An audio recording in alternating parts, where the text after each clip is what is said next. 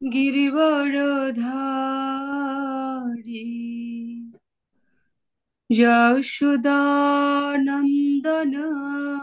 व्रज जनरञ्जन यमुनातीरावनचारी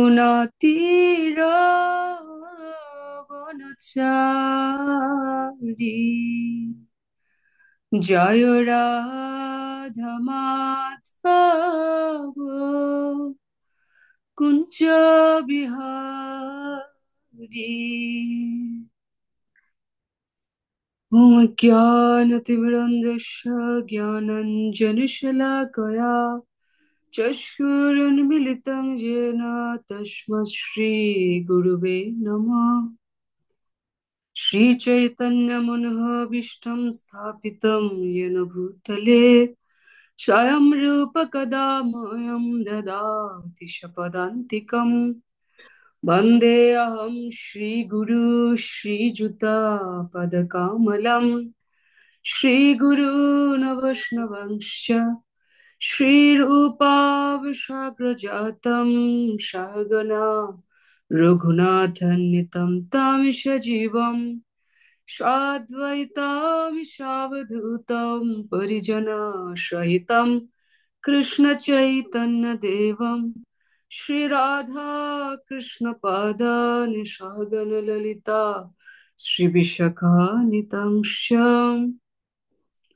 नमो विष्णुपादाय कृष्णपृष्ठाय भूतले श्रीमते भक्तिवेदान्त स्वामिनिति नामिने नमस्ते सरस्वती देवे गौरवाणी प्रचारिणे निर्विशेष शून्यवादी पश्चात् देशतारिणे नमो विष्णुपादाय कृष्णपृष्ठाय भूतले श्रीमते भक्तिसिद्धान्त सरस्वती इति नामिने श्रीवार्षवानविदविदयिताय कृपावदये कृष्णसम्बन्धविज्ञानदायिने प्रभवे नमः माधुर्य उज्ज्वल प्रमदाय श्रीरूपानुगभक्तिदा श्रीगौरकरुणाशक्तिविग्रहाय नमोऽस्तुते नमस्ते गौरवाणी श्रीमूर्तये दिनतारिणे रूपनुगविरुद्ध अपसिद्धान्त धान्तहारिणे जय श्री कृष्ण चैतन्य प्रभु नित्यानंद श्री अद्वैत गदाधर श्रीवासदि गौर भक्त वृंद हरे कृष्णा कृष्णा कृष्णा हरे हरे हरे राम राम राम हरे हरे। হরে কৃষ্ণ। তো আমি উপস্থিত সকল গৌর ভক্তবৃন্দের কাছে কৃপা আশীর্বাদ প্রার্থনা করছি। আসলে ভক্তি সিদ্ধান্ত সরস্বতী ঠাকুর আমাদের আচার্য পরম্পরায় অনেক মহান নক্ষত্র। ওনার সম্পর্কে বলার আসলে কোনো যোগ্যতা আমার নেই, তারপর আমাকে সুরেশ্বর মাধব প্রভু কৃপা করে আমাকে আদেশ দিয়েছেন, তাই আমার নিজের আত্মশুদ্ধির জন্য একজন মহান আচার্যের কিছু মহিমা বর্ণনার মাধ্যমে তা আমি এই সেবাটা করতে আগ্রহী হয়েছি। পক্ষী যেমন আকাশের অন্ত নাহি পায়, যতদূর শব্দ ধরে ততদূর উড়ে যায়। তো ওনার যে মহিমা, ওনার যে করুণা বদ্ধ জীবদের প্রতি, তো সেটা বর্ণনা করা আমার পক্ষে কোনো মতেই সম্ভব নয়। কিন্তু আমার সাধ্য অনুসারে আমি অন্তত চেষ্টা করব যে ওনার কিছু লীলা মহিমা যাতে আমি বর্ণনা করার মাধ্যমে আমার নিজের আত্মশুদ্ধি করতে পারি। আমাকে কি দেখা যাচ্ছে? মাঝে দেখা যাচ্ছে আপনাকে। আর আমি সকলকে বলবো যে দেখুন, আমাদের জন্য খুবই গুরুত্বপূর্ণ পরম্পরার মধ্যে ভক্তি সিদ্ধান্ত সরস্বতী ঠাকুর সম্বন্ধে জানা, যার মাধ্যমে আমরা এত সুন্দর প্রভুপাদকে পেয়েছি। আর তার থেকেও বেশি আমি বলবো, মাতাজি অফিস শেষ করে এসেই ক্লাসে বসে গেছে, এখান থেকে কিন্তু অনেক কিছু শিক্ষণীয়। তো আমি বলবো সবাই সিরিয়াস ভাবে নোট করুন। ক্লাসে আসছে মানে কিছু শিখবো, কিছু নিয়ে যাবো। সবাই ক্লাসে বসে ভালোভাবে শুনবেন, সবার ভিডিও ওপেন রাখবেন এবং নোট করবেন, তাহলে আপনারা মনে থাকবে কিছু এবং নিয়ে যেতে পারবেন কিছু। এই বল। মাতাকে অসংখ্য ধন্যবাদ। আর আমি মাতাজিকে বলবো, আমি অনেক সময় ভুলে যাই। আমার বেশি ভালো লাগে যে হচ্ছে বৈষ্ণবদের আবির্ভাব, তারপরে বৈষ্ণবদের তো তিরোভাব, এই সব বিষয়ে ক্লাস দিলে আমার খুব ভালো লাগে। অনেক সময় ভুলে যাই, সেদিন একটু যদি আপনি মনে রাখেন আমাকে বলবেন। ঠিক আছে। আমি এখন অনেক বিজি, আপনি তো জানেন ব্যস্ত হয়ে গেছে অনেক, সেজন্য তোমাদের সবাইকে বলবো তোমাদের একটু ক্ষুধা রাখতে হবে, শুধু আমি বললে তো হবে না। ঠিক আছে, মাথা শুরু করেন। হরে কৃষ্ণ।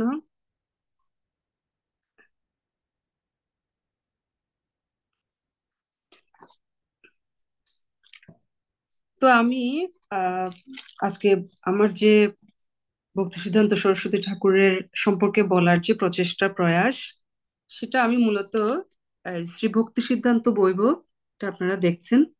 এটা আমাদের ভক্তি বিকাশ স্বামী গুরু মহারাজ তিনি এটা সংগ্রহ করেছেন, লিপিবদ্ধ করেছেন। এটা ভলিউম 1।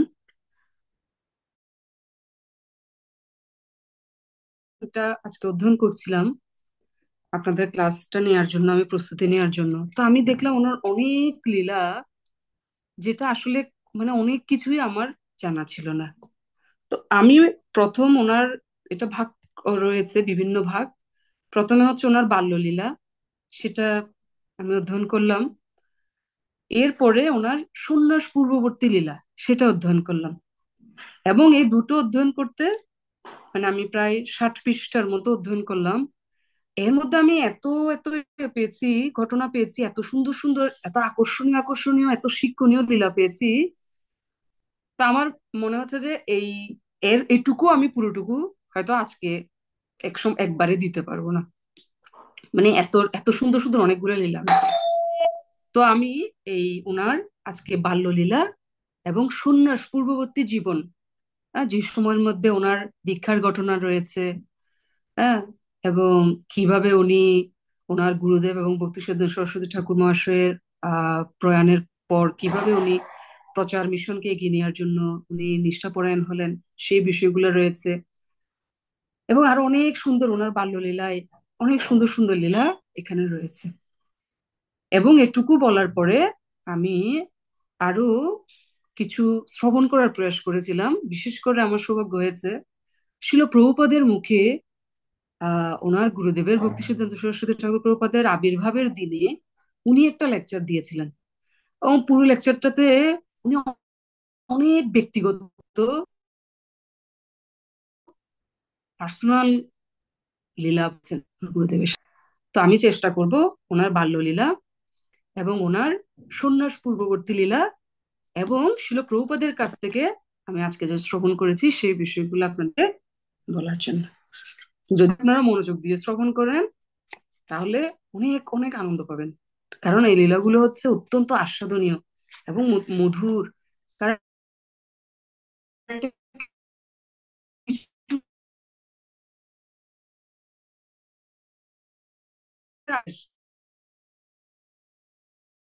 তখন মনে হয় যে একটু কঠোরতা সিদ্ধান্ত ঠিক হল, কারণ কিছু সময় আগে এই লীলাগুলো সম্পন্ন হয়েছে।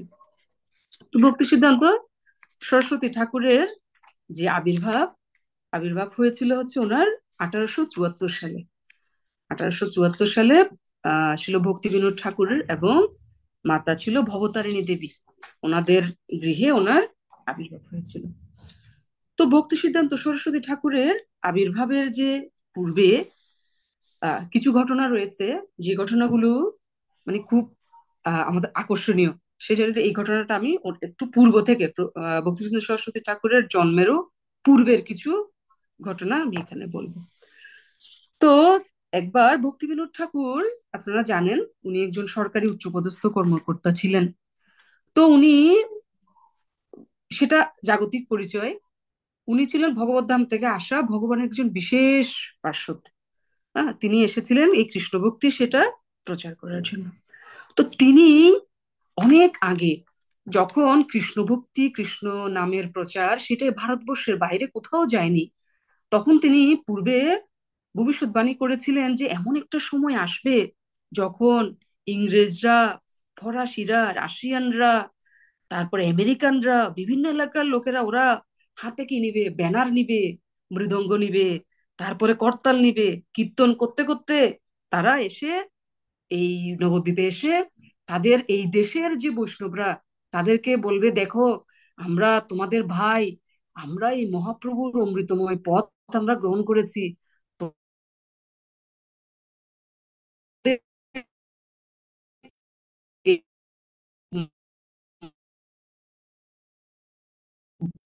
আমরাও সৌভাগ্য, আমরা সবসময় এরকম চিন্তা করতেন যে এই কৃষ্ণ ভক্তির প্রচার, মহাপ্রভুর প্রচার সারা পৃথিবী জুড়ে প্রচার হবে। মহাপ্রভু যেমনটা বলেছিলেন, পৃথিবীতে আছে যত নগরাদি গ্রাম, সর্বত্র প্রচার হইবে মরে না। তো উনি একটা পর্যায়ে ওনার রাষ্ট্রীয় দায়িত্ব পালনের জন্য পুরী, জগন্নাথ পুরীতে ওনাকে অ্যাডমিনিস্ট্রেটর হিসেবে নিয়োগ দেওয়া হয়েছিল। এখন আমি যে লীলাগুলো বলবো এগুলো হচ্ছে সেখানকার সময়ের ঘটনাগুলো, কেননা ওখানেই ভক্তি সিদ্ধান্ত সরস্বতী ঠাকুরের জন্ম হয়েছিল। তো উনি এভাবে একদিন স্বপ্নে দেখছে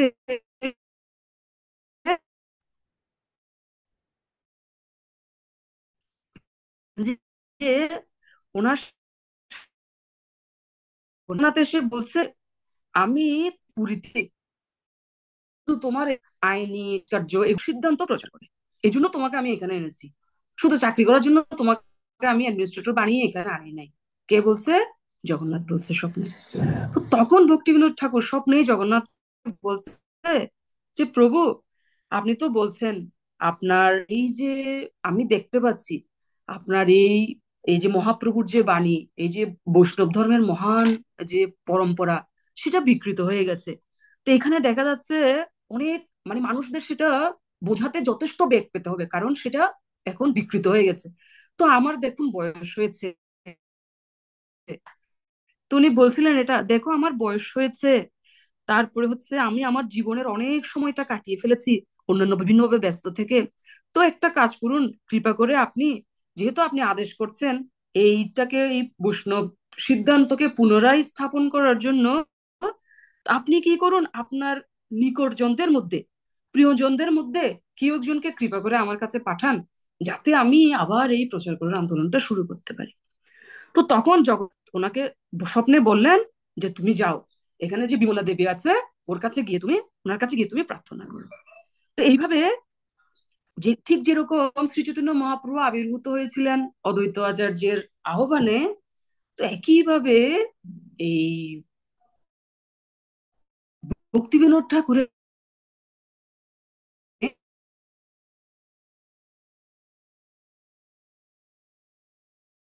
অনুসারে দেবীর কাছে প্রার্থনা করলেন সিদ্ধান্ত পুত্র হিসাবে। একটা লীলার মাধ্যমে তিনি বুঝতে পেরেছেন যে আমার প্রার্থনা জগন্নাথ দেব শুনেছে।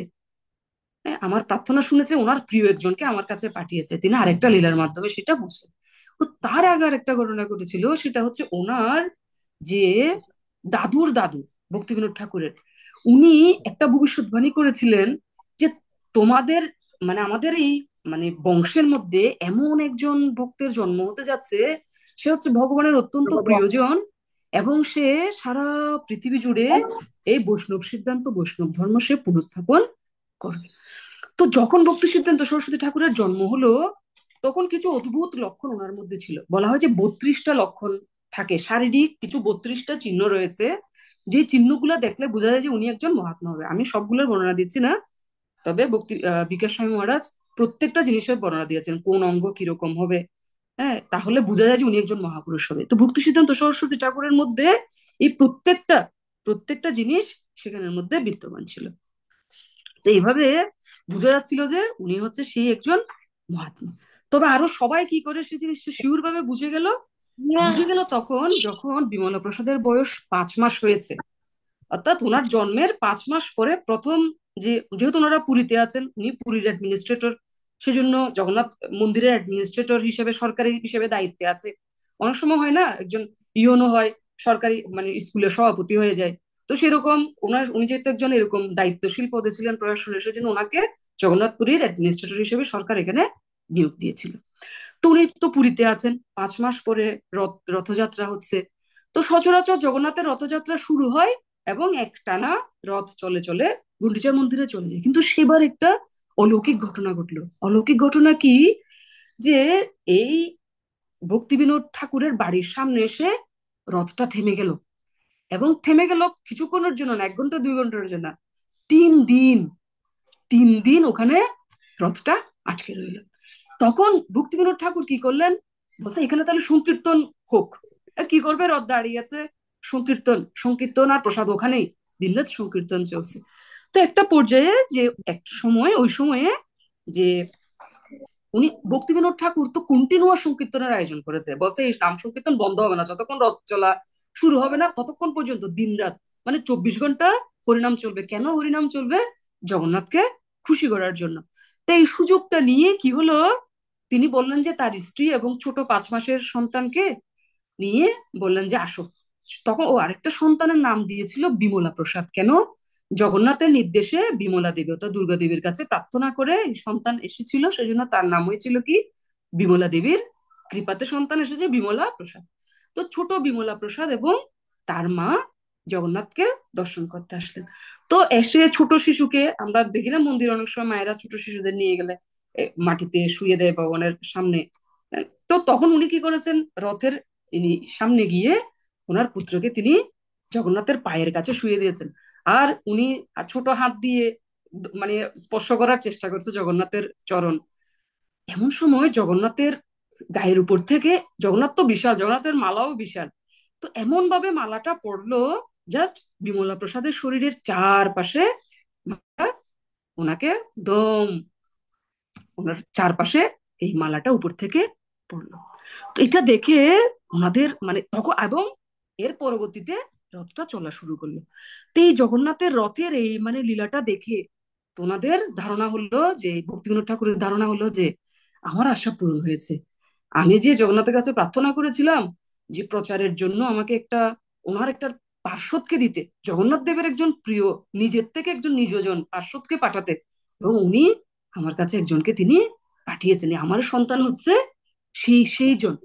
এবং ছোটবেলায় শিশুদেরকে বিভিন্ন আহ ইয়ে হয় না যে বিভিন্ন জিনিস রাখে। জগন্নাথের বিমলা প্রসাদের যখন অন্নপ্রাশন হয়ে গেল ওই একই দিনে, ওই দিন জগন্নাথের রথযাত্রা যেদিন পুষ্প পড়লো ওই দিনই ওনার অন্নপ্রাশনটা ওখানেই হয়ে গেল একই দিনে।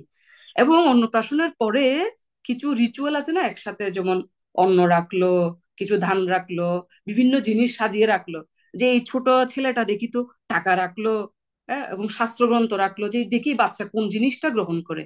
তো দেখা গেছে এই ছোট বিমলা প্রসাদ ওই ভাগবতমটাকেই সে জড়িয়ে ধরলো। তো এতে দেখে বলছে না আমার আশা পূরণ হয়েছে। তো এইভাবে বলে ওনারা সবাই এটা বুঝতে পারলেন। এবং এইভাবে ছোট বিমলা প্রসাদ ধীরে ধীরে তার মায়ের কোলে এবং তার বৈষ্ণব বাবা ভক্তিবিনোদ ঠাকুরের আহ আদর্শ ভালোবাসায় ধীরে ধীরে বেড়ে উঠতে লাগলো। আরেকটা ঘটনা ঘটলো, ওনার যখন 4 বছর বয়স, তখন 4 বছর বয়সের একটা শিশু আর কতটুকুই বা বুদ্ধি থাকে না। ছোট শিশু আমাদের অনেকের গৃহে রয়েছে, প্রত্যেকের গৃহে রয়েছে। তো যদি কোনো কিছু ফল এনেছেন, আগে ছোট শিশু যদি নিতে চায়, তো কেউ কিছু এটা তো মনে করে না, শিশু তো নিবেই। তো একবার ভগবানের জন্য আম এনেছিল বাবা, কিন্তু ছোট, সে বুঝে নাই, না বুঝে একটা আম সে নিয়ে ফেললো। কিন্তু ভক্তিবিনোদ ঠাকুর যেহেতু খুব মানে কড়া ছিলেন, কড়া পিতা, তো উনি ওনার সন্তানকে বললেন যে তুমি এটা কি করলে। বলছে তুমি তো এটা ঠিক করোনি, তুমি এটা অন্যায় করেছো, অপরাধ করেছো। সকল খাবার আগে ভগবানকে দিতে হবে, সকল খাবার আগে উপভোগ করবেন হচ্ছে ভগবান, তারপরে সেটা আমরা প্রসাদ হিসেবে পাবো। তো তুমি খুব ভয়ঙ্কর, বলছে তুমি ভয়ঙ্কর একটা অপরাধ করে ফেলেছো। বাবা বলছে কাকে, 4 বছরের বিমলা প্রসাদকে। তো বিমলা প্রসাদ এটা শুনে খুব অনুতাপ করতে লাগলো, এবং সে তৎক্ষণাৎ একটা প্রতিজ্ঞা করে ফেললো। 4 বছর বয়সী একটা শিশুর প্রতিজ্ঞা, কি প্রতিজ্ঞা, যে আমি আমার জীবনে আর কোনোদিন আম খাবো না। তো প্রভুপাদ লেকচারে বলছিলেন যে প্রভুপাদ নিজেও দেখেছে ওনার কাছে যখন নাকি কেউ, ভবিষ্যৎ উনি সন্ন্যাসী হয়েছেন, তো শিষ্যরা অনেকেই তো ভালো আম হয় আম নিয়ে নিয়ে আসতো। তো ওনাকে আম যখন নিবেদন করতো, উনি বলতো, উনি ওনার সারা জীবনে কিন্তু ওই 4 বছর বয়সে ওই দিন থেকে ওনার সারা জীবনে উনি আর কোনোদিন আম প্রসাদ গ্রহণ করে নাই। তো ওনার শিষ্যরা যখন ওনাকে আম দিত পরবর্তীতে, তো উনি বলতেন যে না, আমি আম গ্রহণ করতে পারবো না, আমি অপরাধী। তো এতে আমরা বুঝি যে ডিটারমিনেশন মানে কিরকম আশ্চর্য অদ্ভুত কিরকম ডিটারমিনেশন ছিল ওনার। তো আমি সবসময় এটা বলতেন যে আমি হচ্ছে অপরাধী, আমি হচ্ছে অপরাধী। এবং একটা শ্লোক তিনি বলতেন কেউ আম অফার করলে, কোনটা, ঈশবস্যমিদম সর্বম, এই শ্লোকটা তিনি তখন ওদেরকে শুনিয়ে দিতেন সবাইকে। ঈশবস্যমিদম সর্বম যৎকিঞ্চা জগতং জগৎ তেন তক্তেন ভুঞ্জিতা মাকিদকস্য সিদ্ধনম। বলছে আমার অধিকার নেই, আমি অপরাধী, এটা আমার, আমার জন্য এটা বরাদ্দ নেই, সেজন্য আমি গ্রহণ করতে পারবো না। তো ভক্তি বিনোদ ঠাকুর ছোটবেলাতেই ছিল প্রভুপাদের, সরি, ভক্তি সিদ্ধান্ত সরস্বতী ঠাকুর তো বিমলা প্রসাদের জন্য জবটা বাধ্যতামূলক করে দিয়েছিলেন। আমাদের অনেক সময় মায়েরা প্রশ্ন করে যে ছোট যদি বেশি জব করে কিরকম, কিন্তু ভক্তি বিনোদ ঠাকুর ছোটবেলা থেকেই ওনার সন্তানকে তিনি গড়ে তুলেছিলেন কি উদ্দেশ্যে, যেহেতু উনি জগন্নাথের কাছে ওনার প্রচার মিশনের জগন্নাথ নির্দেশ দিয়েছে ওনাকে বৈষ্ণব সিদ্ধান্ত প্রতিষ্ঠা করার জন্য, এবং সেটাতে সহযোগিতা করার জন্য ওনার নিজজন হিসেবে বিমলা প্রসাদকে প্রেরণ করেছে। তো ওনার সবসময় ওনার চিন্তা ছিল আমার সন্তানকে একজন দক্ষ সেরকম প্রচারক হিসেবে তিনি গড়ে তুলতে চেয়েছিলেন। তো ছোটবেলা থেকেই তিনি নৃসিংহদেবের পূজা করার মন্ত্র শিখিয়ে দিয়েছিলেন, তারপরে হরে কৃষ্ণ মহামন্ত্র জপ করার জন্য তিনি করেছিলেন। হ্যাঁ। তো একবার উনি একটা ঘর বানাতে যাচ্ছিলেন, তো শালগ্রাম শিলা উঠেছিল সেই ঘর থেকে, ভক্তি বিনোদ ঠাকুর মানে একটা গৃহ নির্মাণ করার জন্য মাটি খনন করছে যখন, শালগ্রাম শিলা উঠেছে। তো সচরাচর ভক্তি বিনোদ ঠাকুররা, যেহেতু সে জন্মগত ব্রাহ্মণ ছিল না, এরকম শালগ্রাম শিলা উঠলেই তখন একটা রেওয়াজ ছিল যে এখন তো উঠলেই কোনো বিগ্রহ পেলে সরকার এসে নিয়ে যায়, তখন রেওয়াজ ছিল হচ্ছে এটা ব্রাহ্মণদেরকে দিয়ে দিতে হতো, কোনো জাত ব্রাহ্মণ যারা জন্ম থেকে ব্রাহ্মণ এরকম কোনো ব্রাহ্মণদেরকে এটা দিয়ে দিতে হতো শালিগ্রাম শিলা। তো কিন্তু ভক্তি বিনোদ ঠাকুর উনি দিলেন না।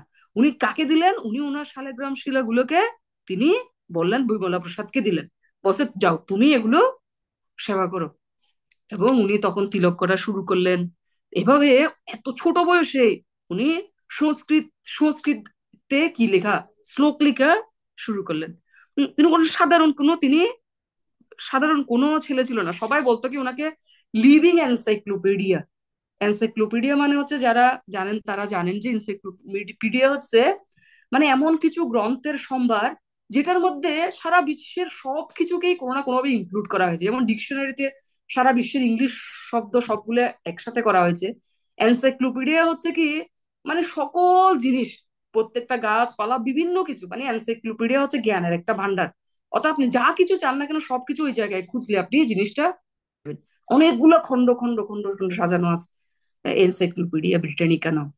তো ভক্তি সিদ্ধান্ত সরস্বতী ঠাকুরকে ছোটবেলায় ডাকতো কি, উনি হচ্ছে কি লিভিং এনসাইক্লোপিডিয়া, মানে কি বলবো, চলতি ফিরতি এনসাইক্লোপিডিয়া, জীবন্ত এনসাইক্লোপিডিয়া। ওটা তো বই, একটা বই এনসাইক্লোপিডিয়া, ওনাকে বলতো কি জীবন্ত এনসাইক্লোপিডিয়া, এইভাবে ওনাকে করতে সবাই।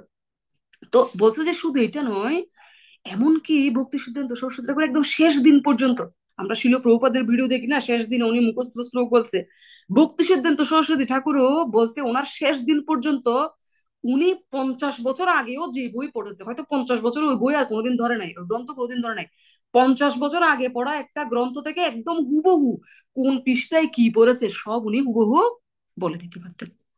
তো এইভাবে ওনার ওনার সম্পর্কে স্মৃতিচারণ করছিলেন ছিল গৌরকিশোর দাস বাবাজি মহারাজের যে পার্সোনাল সেক্রেটারি, ওনার নাম ছিল বিহারী বাবাজি।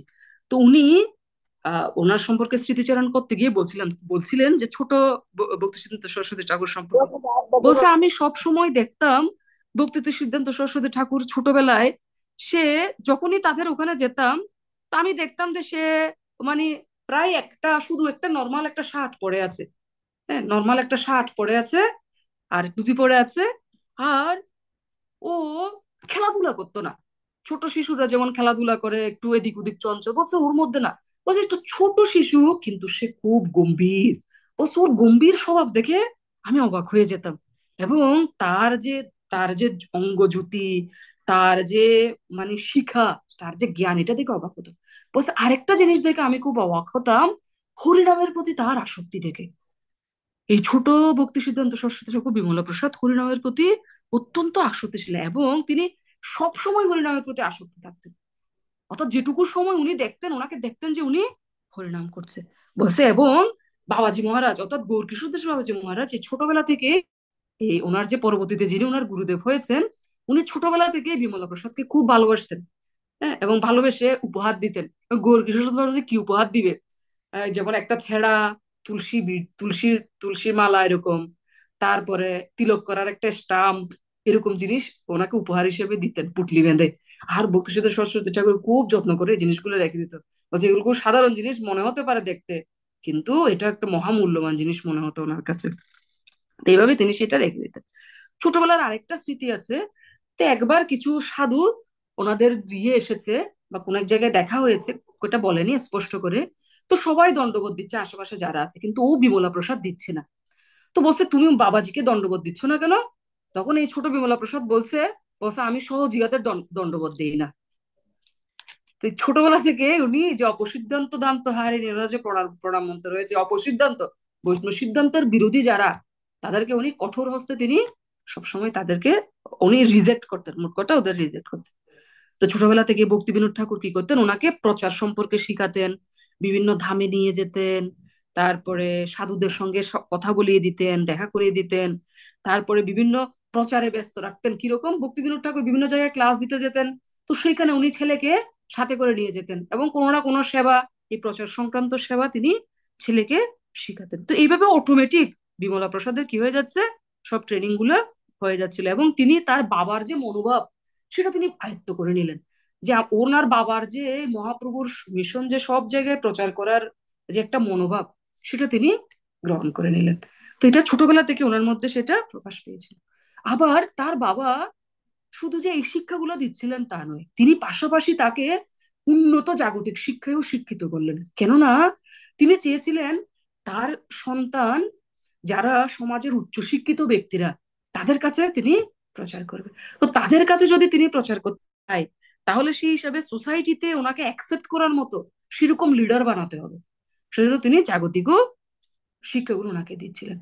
এইভাবে ওনার বয়স যখন 7 বছর হলো, তখন তিনি সম্পূর্ণ ভগবত গীতার 700 শ্লোক একদম সম্পূর্ণ মুখস্থ করে ফেললেন।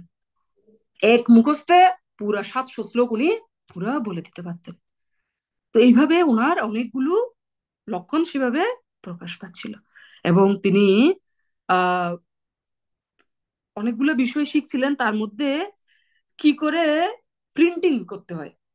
ওনার বাবা ওনাকে 12 বছর বয়সে মানে প্রিন্টিং প্রেস সম্পর্কিত যা যা আছে সব করতেন, সব শিখিয়ে দিয়েছিলেন। কি করে এডিট করতে হয়, কি করে প্রুফ করতে হয়, কি প্রুফ রিডিং করতে হয়, কি করে টাইপ সেটিং করতে হয়, কি করে মেশিন গুলো অপারেট করতে হয়।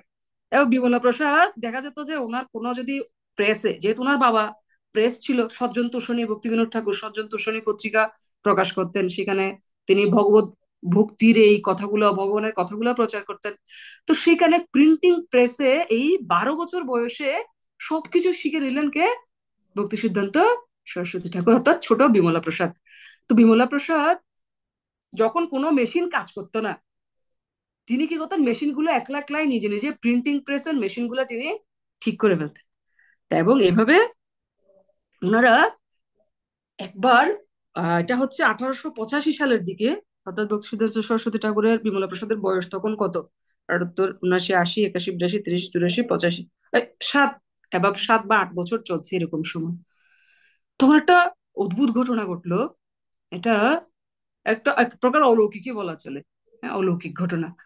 তো উনি এবং ওনার বাবা ভক্তিবিনোদ ঠাকুর ওনারা একটা জায়গায় প্রচারে গিয়েছিলেন। তো যাওয়ার পরে ওনারা রাত হয়ে গেছে দেখে, এটা কুলিন গ্রামের কাছাকাছি ছিল ওই জায়গাটা।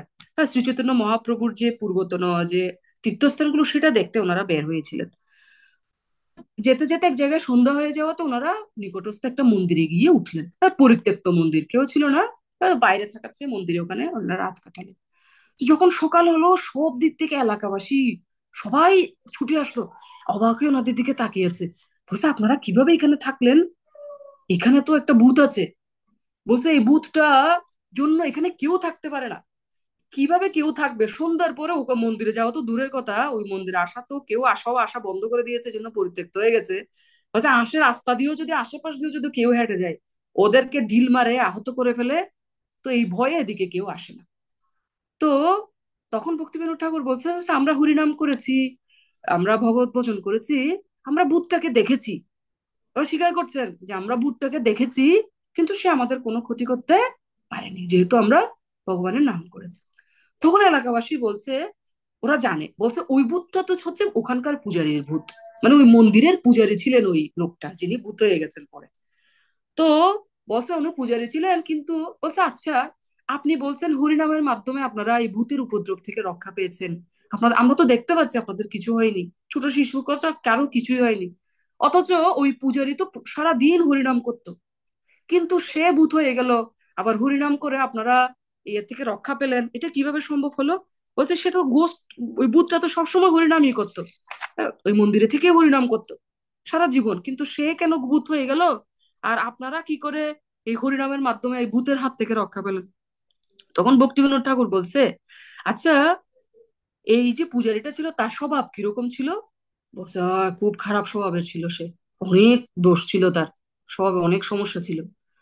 তো বলছে দেখো, সে যে হরিনাম করেছে সেটা কি ছিল, শুধু মৌখিক ভাবে সে করতো, ফাঁকা বুলি সে আওড়াতো, কিন্তু হরিনামের উপর তার শ্রদ্ধা বিশ্বাস কোনো কিছুই ছিল না। সে শুধুমাত্র হরিনাম না, সে শুধু নাম অপরাধ করতো, ভগবানের উপর হরিনাম শ্রদ্ধা বিশ্বাস ভক্তি ভালোবাসা ছাড়া সে হরিনাম করতো। বলছে এটা ভালো নয়, এবং উপরন্তু সে অনেক পাপ করেছে। তো এই পাপ করে আর দিনরাত সে পাপ করেছে, আর হরিনামও করেছে, বলছে সেজন্য তার এই কোনো লাভ হয়নি।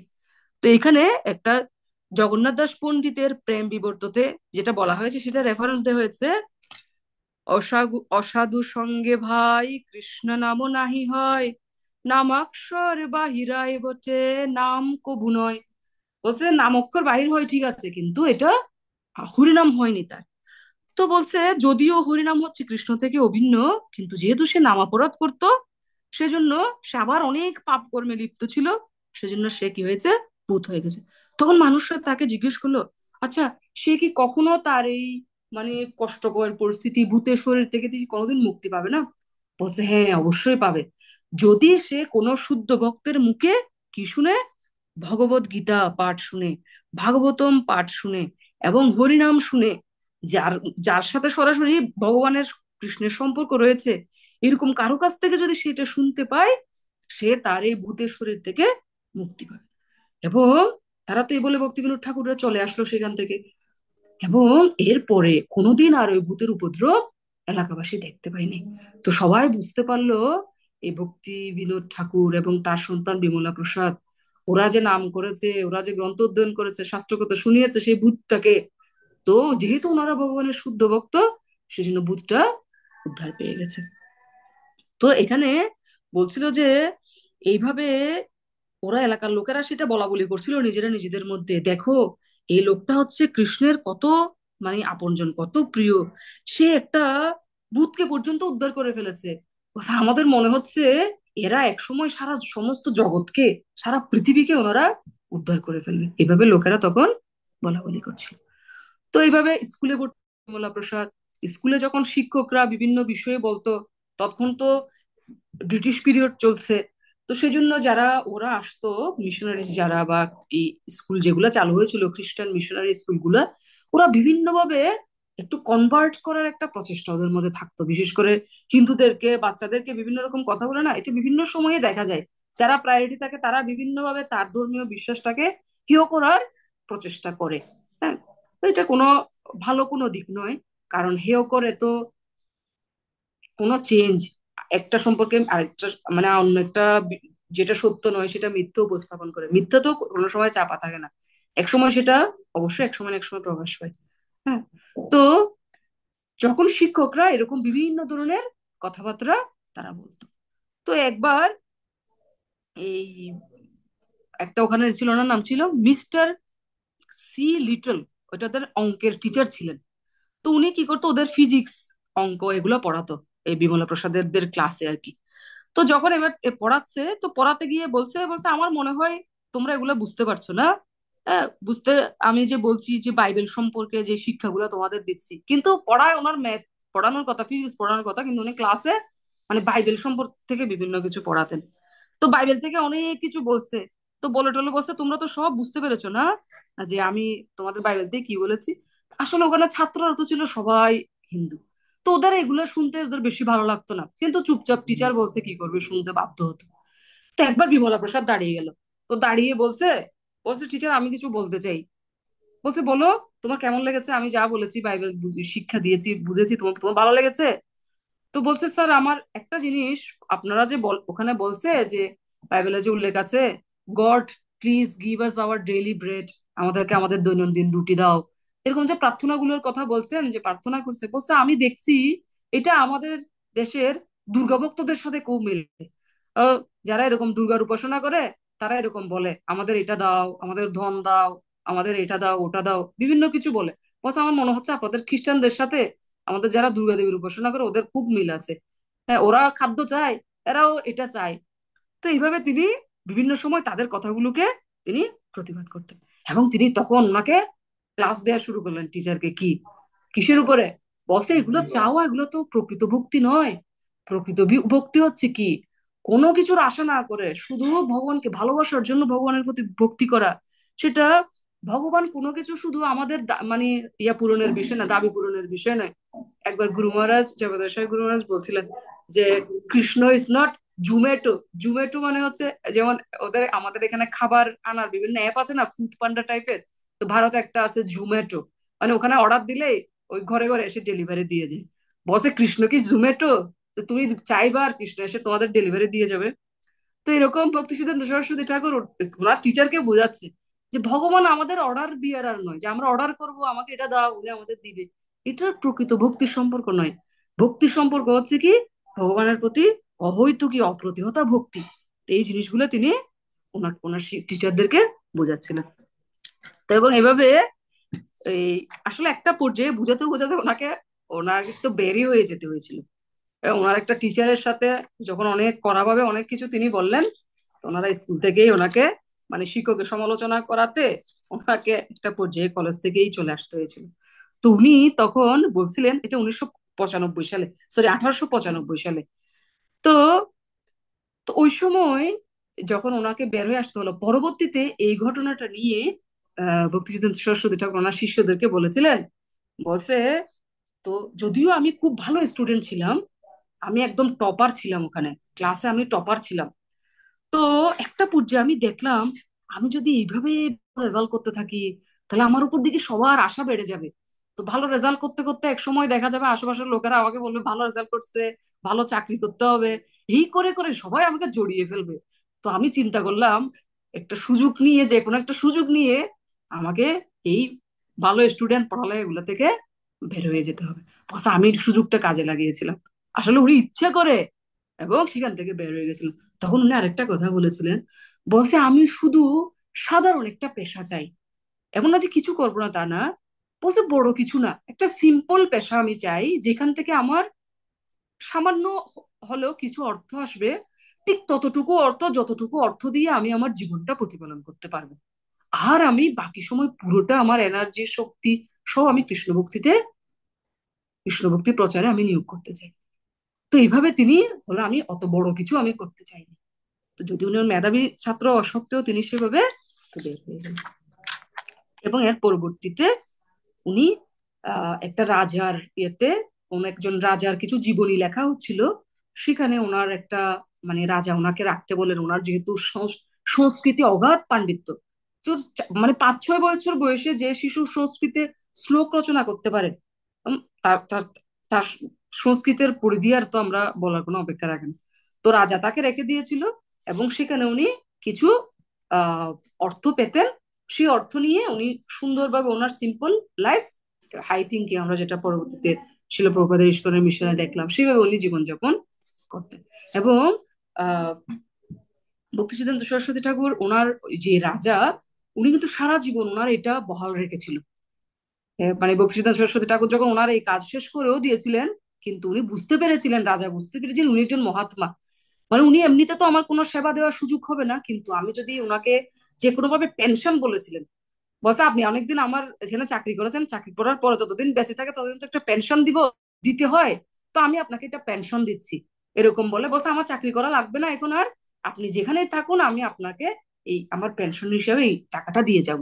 তো এইভাবে তিনি পেনশন দিতেন। তো যখন সন্ন্যাস গ্রহণ করেছিলেন তখন উনি আর পেনশন নিতে পারেন না বলে রিফিউজ করলেন, বলছে এখন আমি আর কিছু নিতে পারি না কারো কাছ থেকে। তো তখন বলছে আমাকে এখন সম্পূর্ণ কৃষ্টির উপর নির্ভর থাকতে হবে। কিন্তু তারপরেও রাজা সেই পেনশন অব্যাহত রাখছিলেন, কিসে, উনি গৌড়ীয় মঠে প্রতি মাসে মন্দিরে নিত্য সেবায় সেই প্রণামীটা উনি পাঠিয়ে দিতেন। তো এইভাবে উনি যেটা চেয়েছিলেন, সিম্পল ভাবে ভগবানের সেবার জন্য যতটুকু প্রয়োজন কৃষ্ণ সেভাবে, সেটা ওনাকে ব্যবস্থা করে দিল। উনি 1908 সাল পর্যন্ত ওনার কাছ থেকে এটা নিয়েছিলেন। তারপর থেকে ওরা এটা কোথায় যেত, গৌড়ীয় মঠের যোগপীঠে, মায়াপুরের যোগপীঠে উনি এটা প্রণামীটা পাঠিয়ে দিত। তো এর মধ্যে ওনার জীবনে একটা বিশাল ঘটনা ঘটে গেল, সেটা হচ্ছে ওনার দীক্ষা। গুরুদেবের সাথে তো ওনার পরিচয় ছোটবেলা থেকে। হ্যাঁ, আমি বলছি না যে ভক্তি বিনোদ ঠাকুরের ওখানে যে গৌরকিশোর দাস বাবাজি, উনি খুব সাক্ষাৎ বৈরাগ্য মূর্তি ছিলেন। হ্যাঁ, বৈরাগ্য মূর্তি ছিলেন। একবার ভক্তি সিদ্ধান্ত সরস্বতী ঠাকুর লেকচার দিচ্ছিলেন। তো লেকচার দিতে গিয়ে উনি ব্যাখ্যা করছিলেন যে উত্তম ভক্তের সংজ্ঞা দিচ্ছিলেন। উনি কনিষ্ঠ অধিকারী, মধ্যম অধিকারী বলার পর উত্তম অধিকারীর সংজ্ঞা যখন বলতে গেলেন, তখন উনি আর কোনো উত্তম অধিকারের কোনো কথা না বলে উনি বললেন যে উত্তম অধিকারী সম্পর্কে যদি কিছু জানতে চান আপনারা, আমার গুরুদেবকে আপনাদের দেখতে হবে। আমার গুরুদেব গোর্খসদাস বাবাজি হচ্ছে উত্তম ভক্তের একদম প্র্যাকটিক্যাল একটা উদাহরণ। তো এইভাবে উনি বলছেন, হঠাৎ করে উনি দেখলেন যে ওনার সামনে দর্শকদের সারিতেই ওনার গুরুদেব বসে আছে গোর্খসদাস বাবাজি।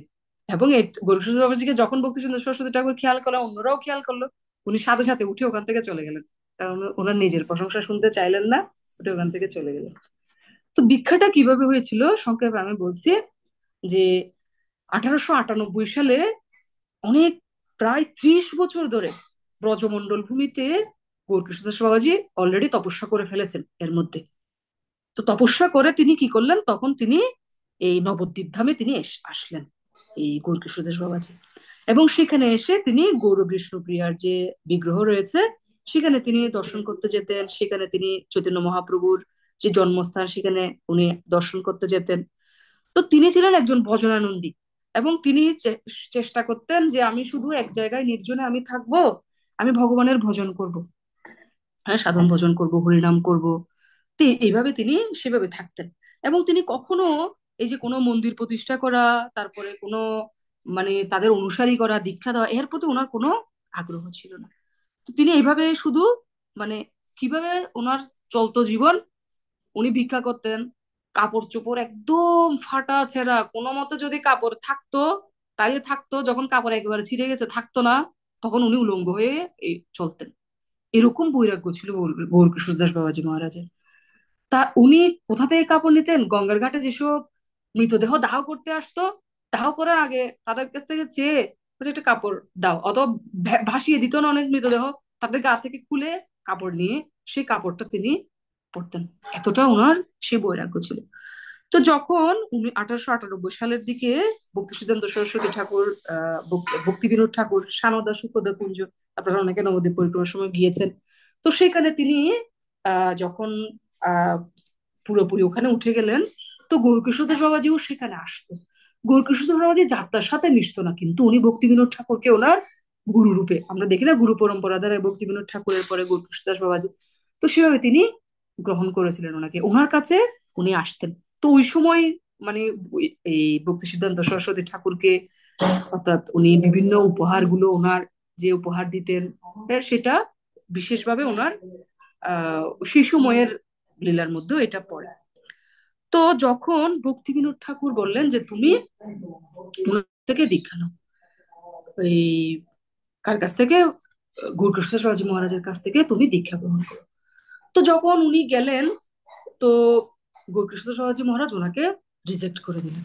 রিজেক্ট করে দিলেন, বলছে দেখো, আমি একটা শিষ্য গ্রহণ করেছিলাম, আমার শিষ্যটা আমাকে ছেড়ে চলে গেছে, হ্যাঁ, সেজন্য আমার সাথে প্রতারণা করেছে সে আমার শিষ্যটা, আমি ঠিক করেছি আমি আর কোনো শিষ্য গ্রহণ করবো না। তখন ভক্তিবিনোদ ঠাকুর ওনার কাছে বারবার প্রার্থনা জানাচ্ছেন।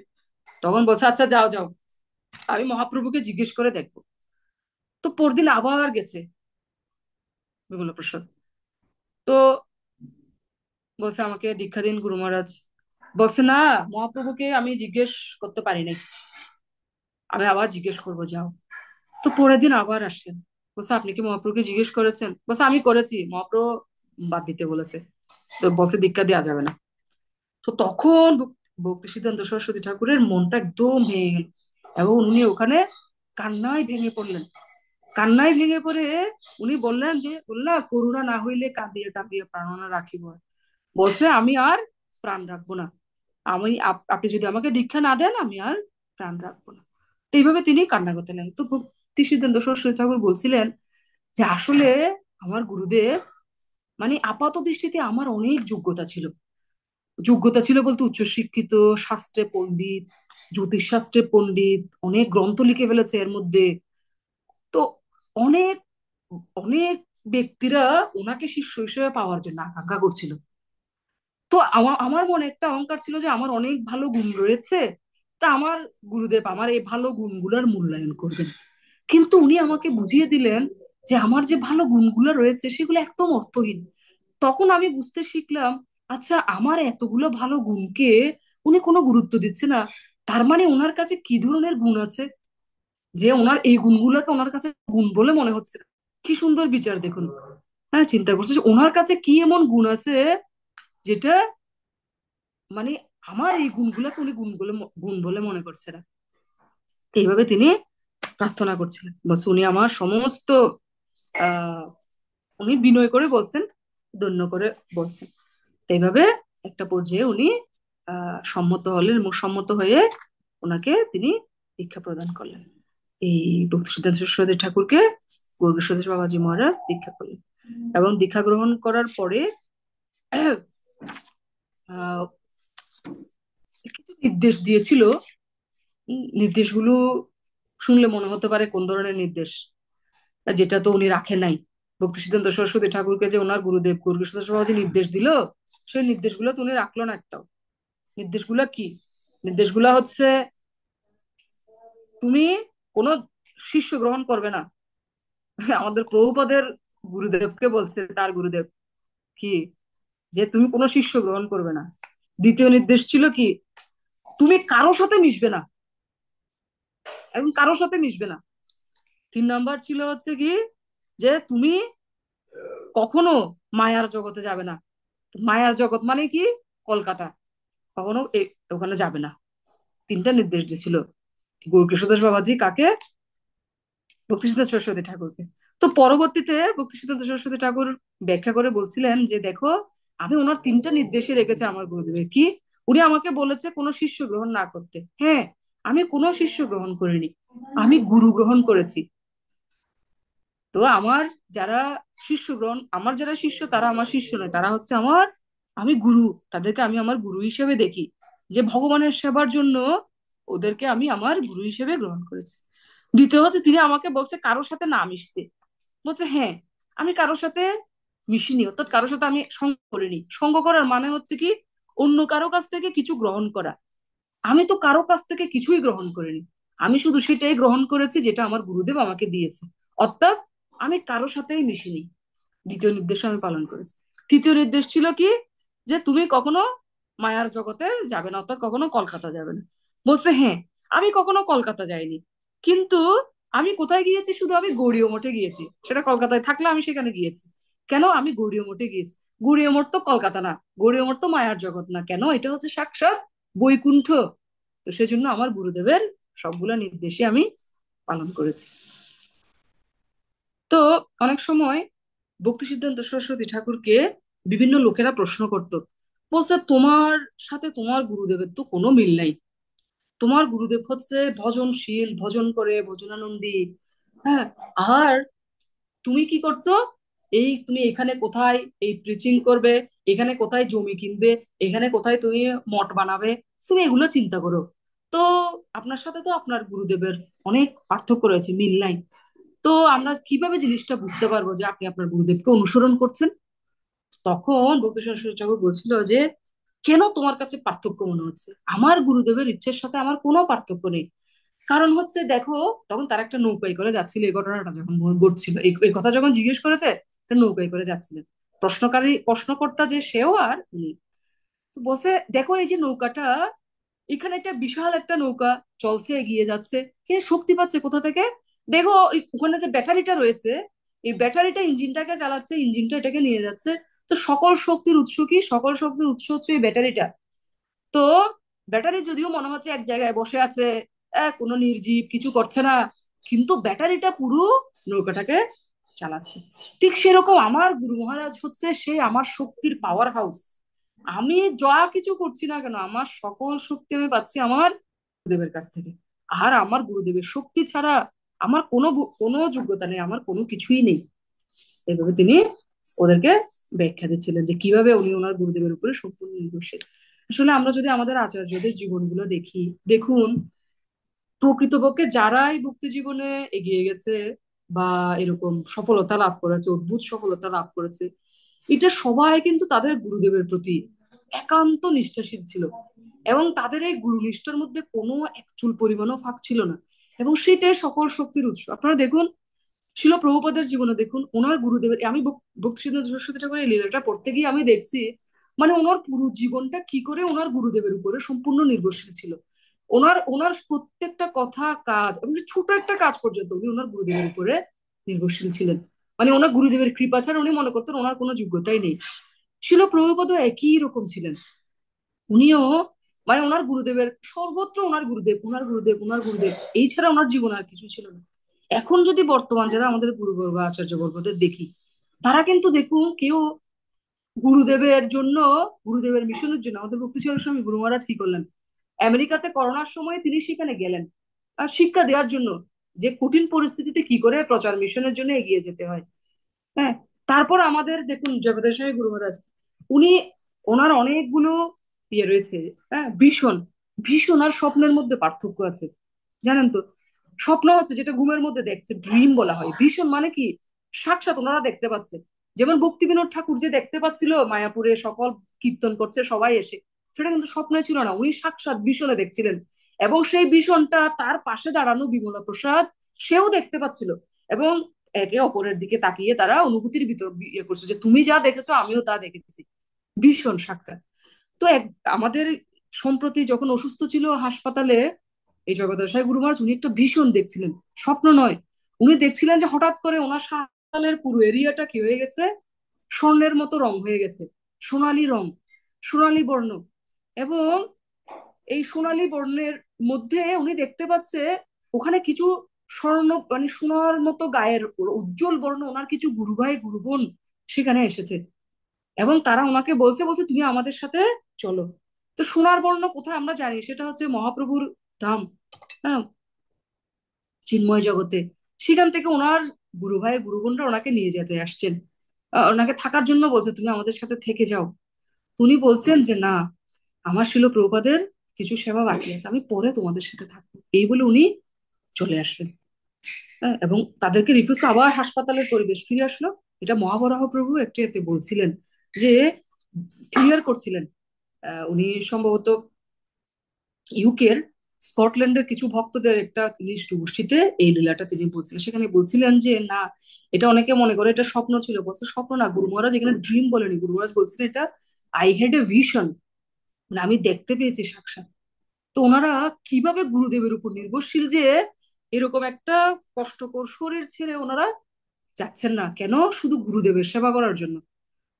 তো এই গুরুদেবের উপর নির্ভরশীলতা, সেটাই হচ্ছে একমাত্র মনে হয় গোপন সূত্র, মানে আমাদের যে কোনো সফলতার জন্য গুরুদেবের উপর নির্ভরশীলতা, গুরুদেবের প্রতি ভালোবাসা।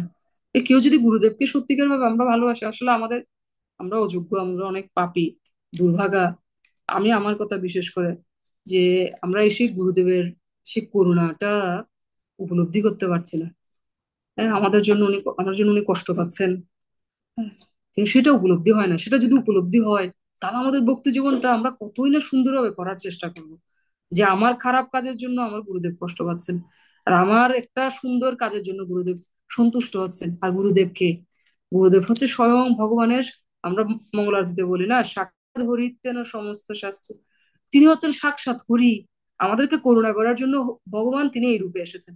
ওনার মহিমা সেটা কিছু প্রকাশ পাচ্ছে, কিছু আরো প্রকাশ পাবে প্রত্যেকে, প্রত্যেক গুরুবর্গ।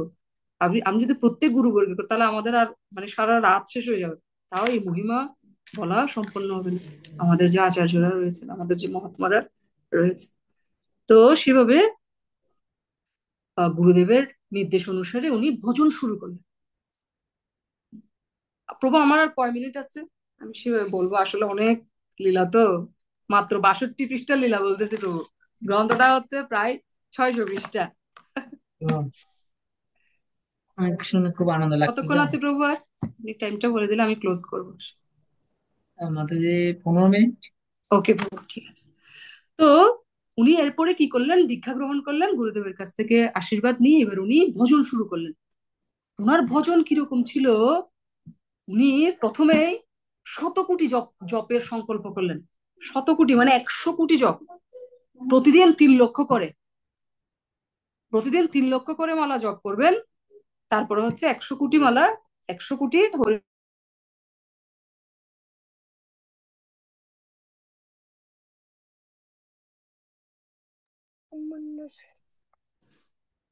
100 কোটি জপ, 100 কোটি নাম যজ্ঞের তিনি ইয়ে করলেন।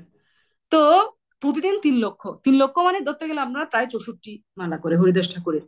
তো সেটা কয়দিন করবে, যতদিন না ওনার 100 কোটি জপ সম্পন্ন হচ্ছে ততদিন তিনি তিনি প্রতিদিন 64 মালা করেন, জপ করবেন। কঠোর ভজন তিনি শুরু করে দিলেন।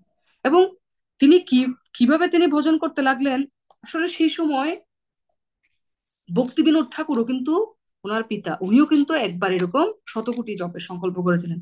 আর যেই জপ মালায় উনি সেই সংকল্পটা করেছিলেন, যেই জপ মালায় উনি জপ করেছিলেন, তা আমি এখানে দেখতে পাচ্ছি যে সেই জপমালাই নাকি ওনাকে দেয়া হয়েছিল, সেই জপমালাতে উনি জপ করছিলেন।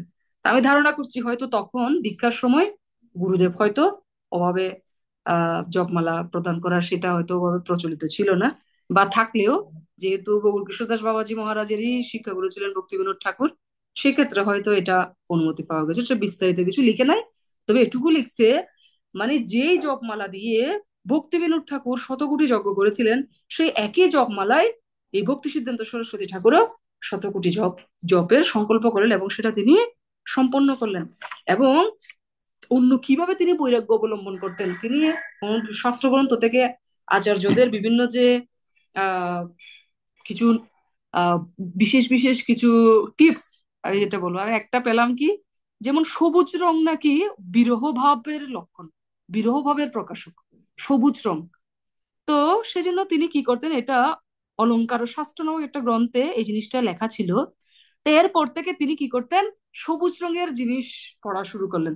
যেমন শীতকালে উনি সবুজ কালারের শাল পরতেন, লেখার সময় সবুজ কালির কলমে তিনি লিখতেন। তো সবুজ রংটা কিসের বললাম, বিরহভাব, বিরহভাবের নাকি প্রকাশক। তো এইভাবে তিনি সেটা করতেন। তারপর তিনি কি করতেন, সাধারণ কাপড় পরতেন, শুধু কোথায়, শুধু নিচের অংশে সেলাই না করে সাধারণ একটা কাপড় পরতেন, উপরে এক টুকরা কাপড় পরতেন। দিনের বেলা একবার তিনি রান্না করতেন মাটির পাত্রে, কি, শুধু সাদা অন্ন, প্লেন রাইস, শুধু একবার দিনে একবেলা এভাবে রান্না করতেন, সেটা পেতেন। গঙ্গায় স্নান করতেন। খুব অল্প সময় ঘুমাতেন। কোথায় ঘুমাতেন, সরাসরি মাটির উপর, মাটির ফ্লোরে, কোনো বিছানা নেই, একটা কুড়ে ঘরে থেকে মাটির ফ্লোরে শুয়ে উনি ভোজন করতেন। তারপর তিনি গঙ্গা স্নান করতেন এবং তিনি দিন রাত সেই ভক্তি বিনোদ ঠাকুরের সেম যে বিটস জপমালা, সেটাই তিনি জপ করতে লাগলেন। হ্যাঁ, তো এইভাবে আহ যখন নাকি বৃষ্টি হতো, ওনার উপর দিয়ে বৃষ্টি হতো পড়তো, তো ওনার অন্য কোথাও যেতেন না, একটা ছাতা খুলে দিতেন ঘরের মধ্যে, ঘরের মধ্যে বসেই একটা ছাতা ধরতেন, ছাতার নিচে বসে উনি ওনার জপ চালিয়ে যেতেন। এভাবে উনি এটা জব করছিলেন। তো ওনার এই ভজন দেখে এই গৌরীকৃষ্ণদাস বাবাজী মহারাজ একবার মন্তব্য করেছিলেন, বলছে আমি দেখছি, কি বলেছিল, এটা আমি ইংলিশ লাইনটা পড়ি, বাংলা লাইনটা বললে ভালো হতো, বলবো আমি, I C the renunciation of Shri রূপ রঘুনাথ ম্যানিফেস্ট ইন মাই প্রভু। বলছে উনি বলছিলেন, ওনার গুরুদেব বলছে, কত সুন্দর কথা, বলছে আমি আমার প্রভুর মাঝে, প্রভুকে, ওনার শিষ্য ভক্তি সরস্বতী, বলছে আমি আমার প্রভুর মাঝে রূপ রঘুনাথের যে বৈরাগ্য, সেটা আমি দেখতে পাচ্ছি। তো খুব উনি আনন্দ পেয়েছিলেন। তো এইভাবে এই ভক্তি সিদ্ধান্ত সরস্বতী ঠাকুর পরে ওনার তপস্যা সমাপ্ত করলেন। পরে উনি যোগপীঠে, সেখানে মায়াপুরে উনি ওনার ইয়ে শুরু করলেন, প্রচার শুরু করলেন। এখানে তিনি ওই গৌরকিশোর বাবাজী মহারাজকে ওখানে যে কিছু সবজি উৎপন্ন হতো না, বিভিন্ন রকমের সবজি, সেই সবজিগুলা পাঠাতেন। তো গৌরকিশোর বাবাজী মহারাজ যদিও উনি কোনো কিছু নিতেন না, কিন্তু এগুলো নিয়ে উনি খুশি হতেন। ওই সবজিগুলো নিয়ে ওনার ওনার মাথায় ধরে বসে থাকতেন, হ্যাঁ, ওনার শিষ্যের পাঠানোর সবজিগুলো। তো এভাবে নিয়ে ওনার এভাবে চলতো। তো এখানে আরো অনেকগুলো ঘটনা ঘটেছে, অনেক অনেক ধরনের ঘটনা। হ্যাঁ। তো আমি আর একদম শেষ একটা লীলায় চলে যাচ্ছি। শেষ লীলাটা হচ্ছে যখন আহ কোনটা ছেড়ে যাচ্ছি। হুম, শেষ যে লীলাটা আমি এখন বলবো সেটা হচ্ছে দুজন আচার্যরা চলে গেলেন, অর্থাৎ ভক্তিবিনোদ ঠাকুরও দেহ রাখলেন, আর গৌরকিশোরদাস বাবাজি মহারাজও দেহ রাখলেন। তো ভক্তিবিনোদ ঠাকুর যখন দেহ রেখেছে তখনকার কিছু সুন্দর ঘটনা রয়েছে। তো উনি তো তখন বাইরে ছিলেন। তো খবর পেয়েছে, টেলিগ্রাম পেয়েছে বাবা অসুস্থ, ভক্তিবিনোদ ঠাকুর অসুস্থ, উনি দেখতে গেছেন, কিন্তু ততক্ষণে অলরেডি উনি দেহ রেখেছে, কারো হয়ে গেছে। তো ওনার হৃদয়টা একদম ভেঙে গেছে। কারণ ওনার তো শুধু পিতা নয়, উনি তো ওনার গুরু। হ্যাঁ, উনি ওনার ছোটবেলা থেকেই কৃষ্ণ ভক্তির মানে অনুপ্রেরণা, যিনি তার সন্তানকে শুধু প্রচারক হিসেবে গড়ে তুলতে চেয়েছেন ছোটবেলা থেকে। তো সেরকম উনি খুব ভেঙে পড়েছেন, কিন্তু দেখছে ওনার মা ভবতারিণী দেবী, উনি খুব মানে একদম ওনার কোনো বিকার নেই, খুব শান্ত স্নিগ্ধ। তো সচরাচর এরকম মাতাজি ওনারও ভেঙে পড়ার কথা না, কিন্তু উনি অনেক উন্নত ভক্ত ছিলেন। এরকম একজন মহান বৈষ্ণবের মার চরিত্র গুণ কিরকম হবে, ওনার কোনো ইয়ে নেই। উনি বরং ছেলেকে বলছে যে তোমার পিতা যখন দেহ রাখছিলেন তখন তিনি শুধু তোমাকে আশীর্বাদ করছিলেন, মানে গভীর ভাবে শুধু তোমাকে আশীর্বাদ করে যাচ্ছিলেন। পুত্রকে তিনি আশীর্বাদ করে যাচ্ছেন, আশীর্বাদ করতে করতে করতে করতে উনি ওনার দেহ রেখেছেন। আর গৌরকিশোরদাস বাবাজি যখন দেহ রাখলেন, তো গৌরকিশোরদাস বাবাজি দেহ রাখার পরে ওখানে কিছু ঘটনা ঘটলো। তো ওখানে উনি যখন দেহ রাখলেন, যেহেতু উনি খুব বিখ্যাত বাবাজি ছিলেন, হ্যাঁ, ওনার কাছে বিভিন্ন জনেরা আসতো। ওনার এত বৈরাগ্য ছিল, মানে উনি একটা সময় টয়লেটে ঢুকে বসে থাকতেন, কেউ যাতে ওনার ডিস্টার্ব করতে না পারে, এরকম। হ্যাঁ, কেউ আসলে ধনী লোকেরা এসে যখন বলতো আমাকে দীক্ষা দিন দীক্ষা দিন, তো উনি বলছে যে ওনার একবার একটা লোক আসছে, এটা আমি ওই যে প্রভুপাদের উপর যে ভক্তি ছিল গুরু মহারাজ সিনেমা বানিয়েছে না, ওখানে দেখেছি। তো ওনার গলার মধ্যে মোটা একটা চেন, ও কমপক্ষে 15 ভরির কম হবে না। পুরুষরা চেন তো মোটাই দিয়েছে একদম। তো উনি এসে বলছে গুরুদেব আমার অনেক সমস্যা, এই সমস্যা, আপনি আমাকে দীক্ষা দিন, আপনি আমাকে করুণা করুন, আপনি আমার ঘরে একদিন আসুন। বলছে আচ্ছা আসবো, সব করব সব করব, আগে তোর ওই চেনটা আমাকে দে। তো এটা বলার সাথে সাথে, আচ্ছা গুরুদেব ঠিক আছে, পরে আমি আসবো আবার, হরে কৃষ্ণ, এই বলে সামনে দোকান থেকে দৌড় দিয়ে চলে গেছে। তো এরকম করে উনি মানে যারা জড় কিছুর জন্য ওনার কাছে আসতো, উনি এমন কিছু বলতেন যে ওরা মানে সব সব কে যেত। তো উনি যখন অনেকে অপেক্ষা করছিল উনি দেহ রাখলে ওনাদের মঠে ওনাদের মন্দিরে এসে ওনাকে সমাধি দিবে, তাহলে উনি যেহেতু বিখ্যাত ছিলেন, ওনার সমাধিও দর্শন করতে অনেক ধরনের লোকেরা আসবে। তো ওইসব লোকেরা যখন আসবে, ভালো একটা দক্ষিণা দিবে মন্দিরে। তো সেই জন্য মন্দিরের সকল এরা চলে আসলো, এসে বলল দেখুন আমরা আমরা আমাদের মঠে দিব, আমাদের এত হিজিবিজি চেঁচামেচি শুরু হয়ে গেছে। পুলিশ থানাতে খবর দিছে, পুলিশ আসছে কন্ট্রোল করার জন্য, কন্ট্রোল করা যাচ্ছে না, সবাই কারাগারি, ওনাকে এ নিয়ে যাবো ও নিয়ে যাবো।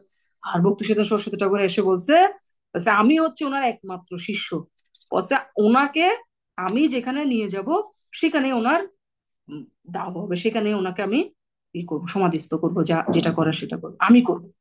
তখন ওরা বলছে না তুমি করতে পারবে না, কেন পারবে না, তুমি তো এখনো সাধারণ একটা ব্রহ্মচারী, তুমি কি বাবাজি?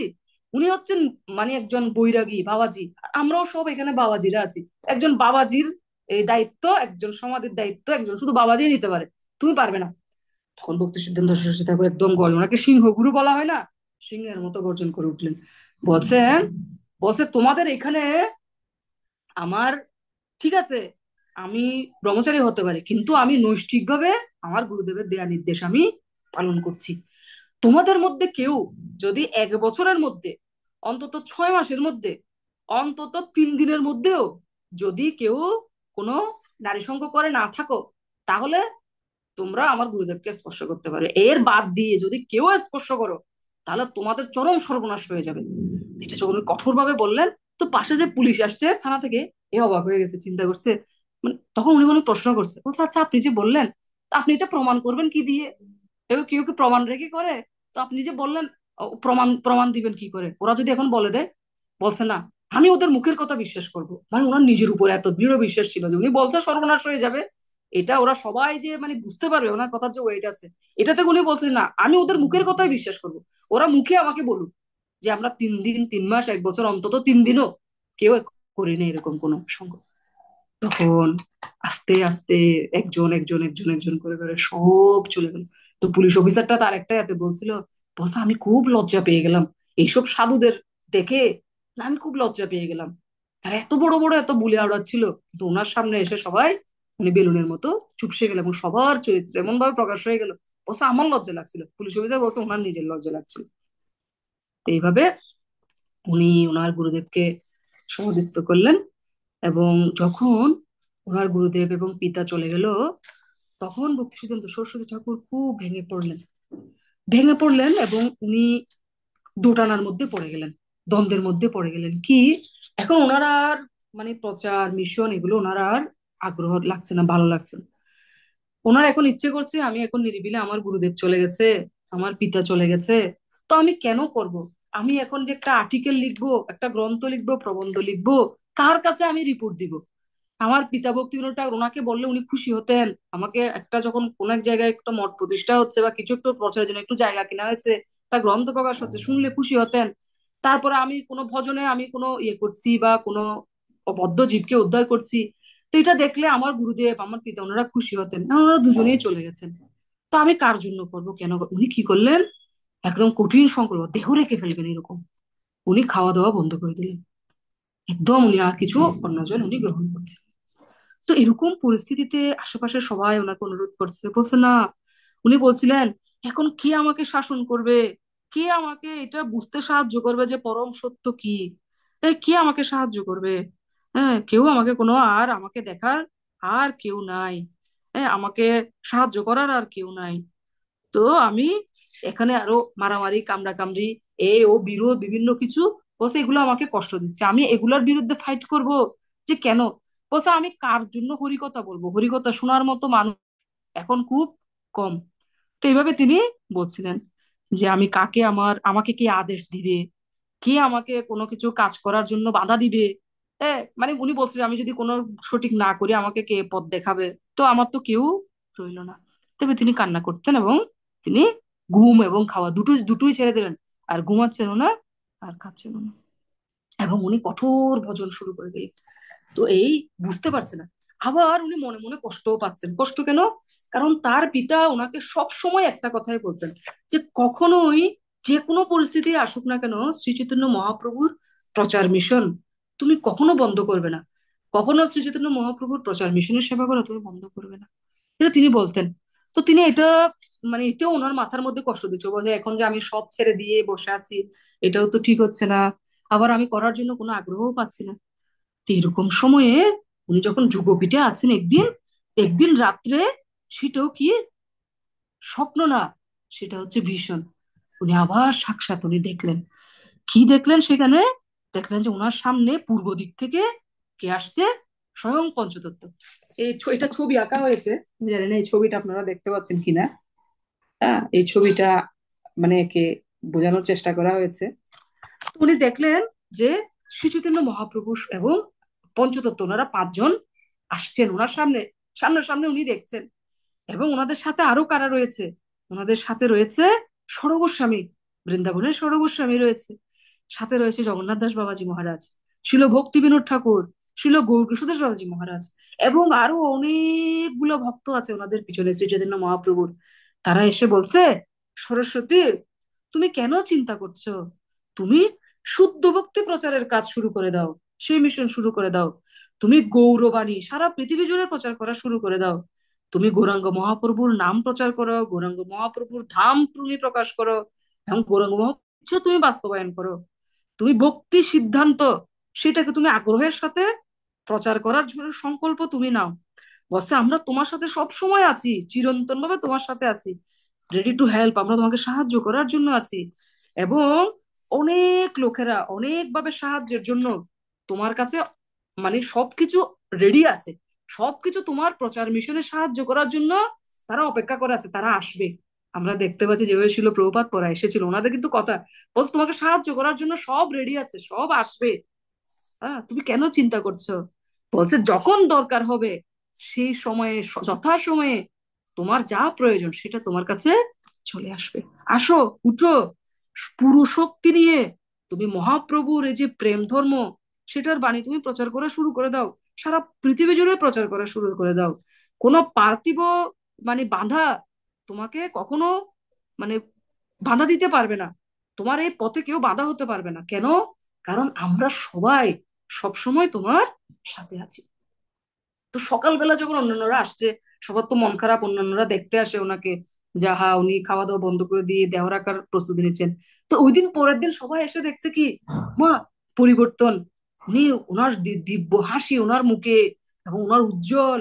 তো ওনার কি হয়ে গেছে, সবাই এসে দেখছে ওনার ওনার যে মানে যারা অনুগত ছিল সে সবাই এসে দেখছে উনি মানে অনেক দিন পরে ওনার মুখের মধ্যে হাসি, আনন্দ। এবং কেন আনন্দ, কেন? কারণ উনি ওনার সবার কৃপা উনি পেয়ে গেছেন, এবং ওনার জীবনের উদ্দেশ্য উনি বুঝে গেছেন। এবং পরে থেকে উনি পুরোদমে শ্রী শ্রী চৈতন্য মহাপ্রভুর বাণী প্রচারে নিযুক্ত হলেন। এর মাধ্যমে যুগের মধ্যে ওনার সন্ন্যাস গ্রহণের পূর্ববর্তী জীবন সমাপ্ত হলো। এরপর থেকে ওনার সন্ন্যাস গ্রহণ শুরু। এরপরে বিভিন্ন লীলা রয়েছে। ভবিষ্যৎ পরবর্তী যদি কোনোদিন সুযোগ হয়, আপনাদেরকে আমি সেই লীলা শ্রবণ করানোর মাধ্যমে আমি নিজে শুদ্ধ হব। হরে কৃষ্ণ কৃষ্ণ কৃষ্ণ হরে হরে, হরে রাম রাম রাম হরে। জয় শিল ভক্তি সিদ্ধান্ত সরস্বতী ঠাকুর, শিল প্রভুপাদ কি জয়, সমবেত গৌর ভক্তবৃন্দ কি জয়। এটা তো প্রভু কোনো প্রশ্ন থাকার কথা না। তা একজন হাত তুলেছে, তুলিশীল মাতাজি, বলুন। হরে কৃষ্ণ, প্রণাম মাতাজি। মাতাজি, আপনাকে অনেক ধন্যবাদ, অনেক সুন্দর করে ক্লাস দিয়েছেন। মাতাজি, এখানে আমার কিছু জানার আছে বলতে, এই যে বিমলা প্রসাদ মানে ভক্তি সিদ্ধান্ত সরস্বতী ঠাকুরের টিচার ছিল, উনি যে স্কুলে পড়তেন, তো ওই টিচারের নামটা জানার ছিল।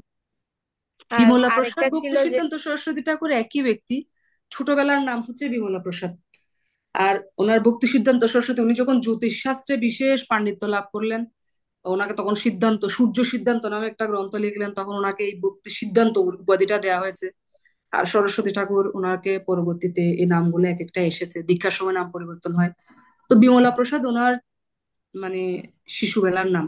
বিমলা প্রসাদ নাম দিয়েছিল পিতামাতা, কেননা বিমলা দেবীর কাছে প্রার্থনা করে ওনাকে পেয়েছিল, সেজন্য নাম হয়েছিল বিমলা প্রসাদ। আর পরবর্তীতে উনি ভক্তি সিদ্ধান্ত সরস্বতী ঠাকুর নামে পরিচিত হলেন।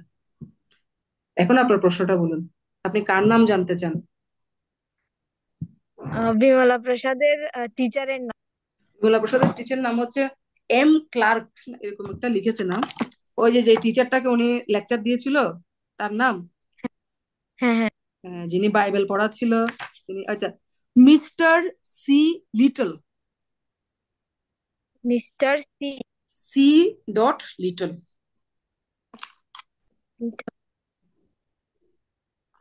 আর আরেকটা ছিল মাতাজি, ওটা হলো এই যে সবুজ রং বিরহ ভাবের লক্ষণ, এটা কে বলেছিলেন? এটা উনি একটা বইয়ে সেটা পেয়েছিলেন, একটা শাস্ত্রগ্রন্থের রেফারেন্স আছে এখানে। এটা হচ্ছে,